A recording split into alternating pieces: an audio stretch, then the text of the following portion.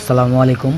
আমি আজকে আপনাদেরকে দেখাবো কিভাবে আপনারা ফ্রি ফায়ার জিমেল অ্যাকাউন্ট আপনারা সিকিউরিটি চালু করবেন। তো আপনারা প্রথমে প্লে স্টোর অ্যাপটা লগ ইন করে নেবেন। আপনারা দেখতে পাচ্ছেন আমি প্লে স্টোর অ্যাপটা লগ ইন করে নিয়েছি। এখন আপনারা কোথায় ক্লিক করবেন? ম্যানেজ ইউর গুগল অ্যাকাউন্ট, এখানে ক্লিক করবেন। পরে একটু নিচে যাবেন, এখানে দেখতে পাচ্ছেন সিকিউরিটি অ্যান্ড সিং ইন, এটাই ক্লিক করবেন। এটা ক্লিক করার পর আপনারা দেখতে পারবেন এখানে অনেকগুলো অপশন রয়েছে। টু স্টেপ ভেরিফিকেশন, এখানে রয়েছে একটা সিকিউরিটি কোড। তো আমরা টু স্টেপ ভেরিফিকেশন এখানে ক্লিক করব। তারপর একটু নিচে যাব, নিচে গিয়ে দেখেন লেখা আছে turn on two step verification, এটাই ক্লিক করে দিব।